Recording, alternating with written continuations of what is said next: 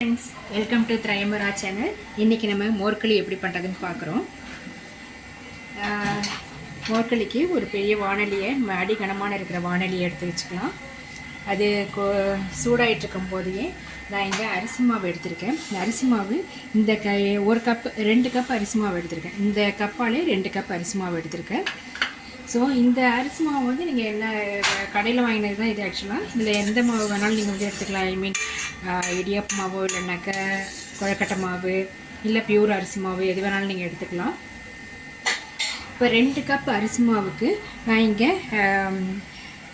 இது தயிர் எடுத்துர்க்கேன் தயிர் அதே மாதிரி 2 கப் தயிர் எடுத்துட்டு இருக்கேன் இந்த தயிரை வந்து நான் கொஞ்சம் கட்டி இல்லாம சிலிப்பிக்கிறேன் இப்படியே வச்சிட்டு நம்ம கடைஞ்ச மாதிரி சிலிப்பிக்கிறேன் சிலிப்பிட்டு இதுல ஒரு அகைன் இன்னொரு ஒரு கப்புக்கு ஒரு கப் தயிர் 2.5 கப் தண்ணி அப்படிங்கும்போது இங்க 2 கப் நான் தயிர் எடுத்துக்கிறதுனால 5 கப் நான் தண்ணி விடணும் 2.5 கப் நான் வந்து தண்ணி விட்டுருக்கேன் இல்லையா இன்னும் 2.5 கப் தண்ணி விடணும் இப்போ இந்த 2.5 ஃபர்ஸ்ட் இந்த இதுக்குள்ள உப்பையும் போட்டுறேன் போட்டுட்டு இதையும் நல்லா நான் கடைஞ்சிடுறேன் நெக்ஸ்ட் என்ன பண்றேன் ஏன்னா குவாண்டிட்டி கூட இருக்கிறதுனால கொஞ்சம் கொஞ்சமா நான் வந்து கடைஞ்சிக்கிறேன் இது ஒரு கப்பா இருந்ததுனாக்க ஒரு கப் அப்படியே இது பண்ணிடலாம் இப்போ இந்த அளவு வந்து அப்படியே நான் அரிசி மாவு 2 கப் நான் எடுத்து வச்சிருக்கேன் இல்லையா அந்த 2 கப் அரிசி மாவுல வந்து விட்டுறேன் இது ஞாபகம் வச்சுக்கோங்க இன்னும் ஒரு 2.5 கப் தண்ணி மட்டும் விடணும் இப்போ இத வந்து கட்டிலாம் இல்லாம நல்லா கரைச்சி விட்டுக்கலாம் இதால ஒரு தடவை கொஞ்சம் கரைச்சி விட்டுட்டு அதுக்கு அப்புறமா இந்த மோர் கடையிறதால சிலிப்பிக்கலாம் சோ இதால இப்படி சிலிப்பிட்டோம்னாக்க என்ன தயிர் கடைவோம் இல்லையா தயிர் கடையிற மாதிரி அப்படியே 2 கையால வச்சு சிலிப்பிட்டோம்னாக்க கொஞ்சம் கூட கட்டி இல்லாம வந்துரும் சோ இப்போ இத வந்து வாணலில ஆல்ரெடி இல்பச்சட்டி ஹீட் ஆயிடுச்சு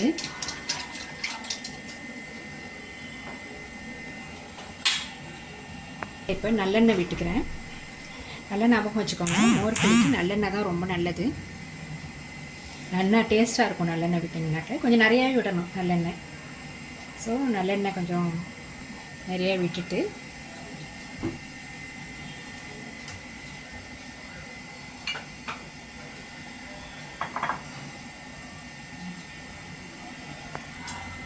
நல்லெண்ணெய் கொஞ்சம் நல்லா ஹீட் ஆயிடுச்சு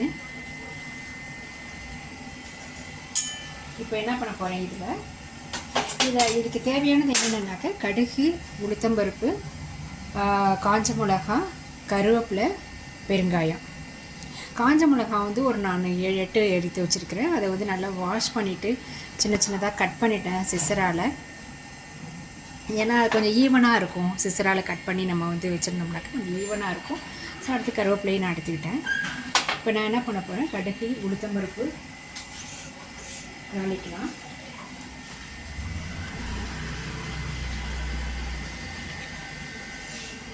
கடுகு கொஞ்சம் போட்டுருக்கேன் இது வெடிக்கட்டும்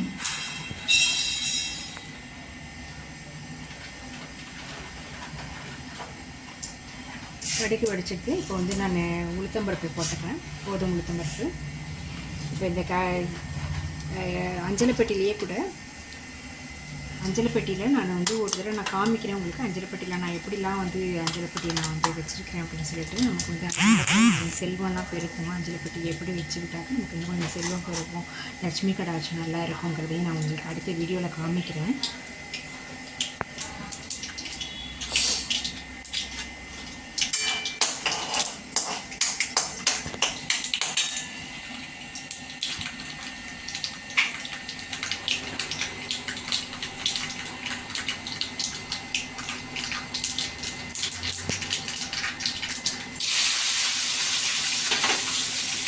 காஞ்ச மிளகாய் போட்டேன் காஞ்ச மிளகாய் நல்லா பொரியட்டும் அதில் வந்து கருவேப்பிலையும் போட்டுக்கலாம்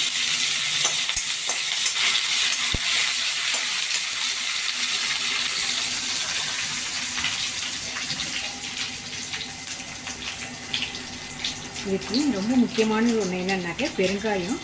பெருங்காயம் வந்து கொஞ்சம் நிறையாவே இருக்கிறது வந்து போடணும். ரொம்பன்னு இல்லாட்டினா கூட கொஞ்சம் நிறையாவே போட்டால் தான் நல்லாயிருக்கும், வாசனையாக இருக்கும். இந்தளவுக்கு நான் பெருங்காய பொடி போடுறேன்.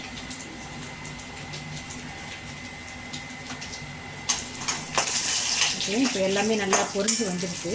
இப்போ நான் நம்ம கரைச்சி வச்சுருக்கிற அரிசி மாவு கரைச்சி வச்சுருக்கோம் இல்லையா, அதை வந்து நான் அதில் விடுறேன்.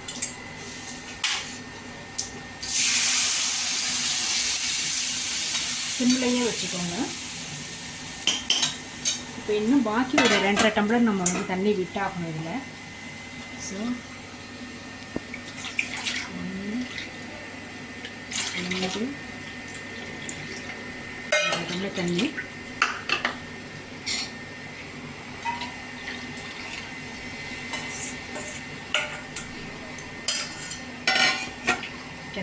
விட்டோன்னே நீங்கள் வந்து அதில் அடி பிடிக்காமல் நீங்கள் வந்து கொஞ்சம் கிளறிட்டே இருக்கணும். பாருங்கள், இது கொஞ்சம் கொஞ்சமாக கெட்டியாக ஆரம்பிக்கும். பார்க்குறதுக்கு தண்ணியாக இருந்த மாதிரி இருக்கும். கொஞ்சம் கலர ஹீட் ஆக அது வந்து மாவு நல்லா கெட்டியமாயிடும். இது என்னென்னா ரொம்ப அந்த காலத்து ட்ரெடிஷ்னல் ஃபுட்டு. இது உடம்புக்கும் ரொம்ப நல்லது. ஏன்னா நிறைய நல்லெண்ணெய் நம்ம சேர்த்துருக்கோம், பெருங்காயம் சேர்த்துருக்கோம். இதை நீங்கள் டின்னருக்கெலாம் நீங்கள் எடுத்துக்கிட்டிங்கனாக்கா ரொம்ப நல்லது. At least weekly once or 2 weeks once நீங்கள் வந்து எடுத்துக்கிட்டிங்கனாக்கா ரொம்ப நல்லது ஹெல்த்துக்கு. பெருங்காயம்லாம் இருக்கிறதுனால நல்லா ஈஸியாக டைஜஸ்ட் ஆகிடும்.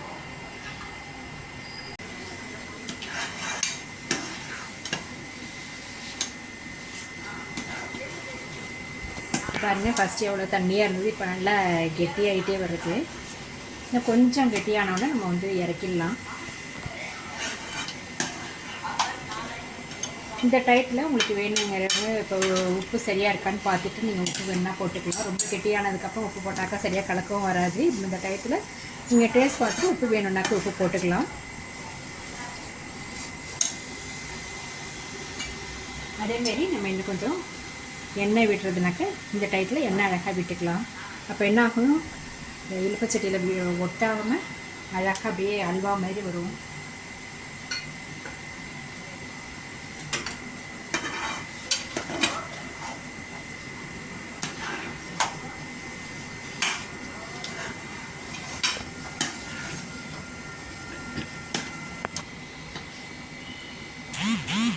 அவ்வளோதான், ஆல்மோஸ்ட் நமக்கு ரெடி ஆகிடுது.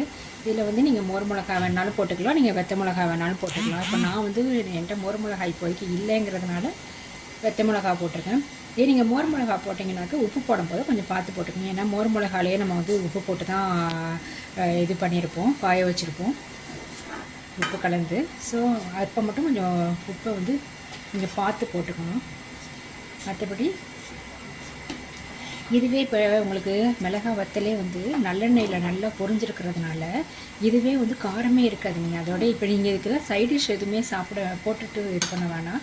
நீங்கள் ஸ்ட்ரைட்டாக அப்படியே உப்புமாவே சாப்பிட்லாம். ஏன்னா இதில் வந்து உங்களுக்கு எல்லாமே இருக்கும், புளிப்பு, காரம், உப்பு எல்லாமே இருக்கும்.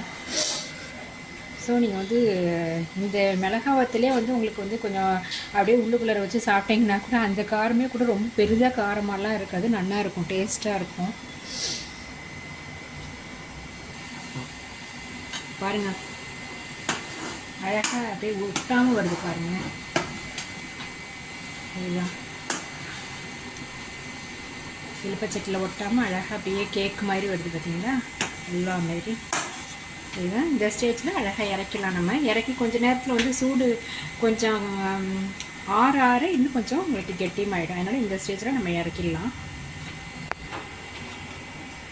லைட்டாக நீங்கள் எந்த பாத்திரத்தில் நீங்கள் ட்ரான்ஸ்ஃபர் பண்ண போகிறீங்களோ அந்த பாத்திரத்தில் லைட்டாக 2 ட்ராப் நீங்கள் வந்து நல்லெண்ணெய் விட்டு அதை இப்படி வச்சுக்கிட்டீங்கன்னா ரொம்ப இன்னும் சூப்பராக இருக்கும். ஏன்னா அவுட்டரில் அழகாக எண்ணெயாக ரொம்ப நல்லாயிருக்கும்.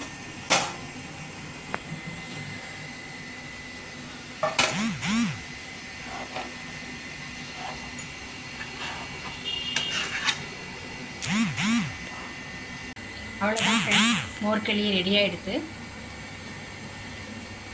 பாருங்கள், ரொம்ப நல்லா இருக்கு இல்லையா? உங்களுக்கு இந்த வீடியோ பிடிச்சிருந்தாக்க இந்த வீடியோக்கு லைக் போடுங்க, ஷேர் பண்ணுங்கள் அண்ட் சப்ஸ்கிரைப் பண்ணுங்கள். நீங்களும் உங்கள் வீட்டில் செஞ்சு பார்த்துட்டு எப்படி இருக்குன்னு கமெண்ட் செக்ஷனில் போடுங்க. பாய், தேங்க்யூ.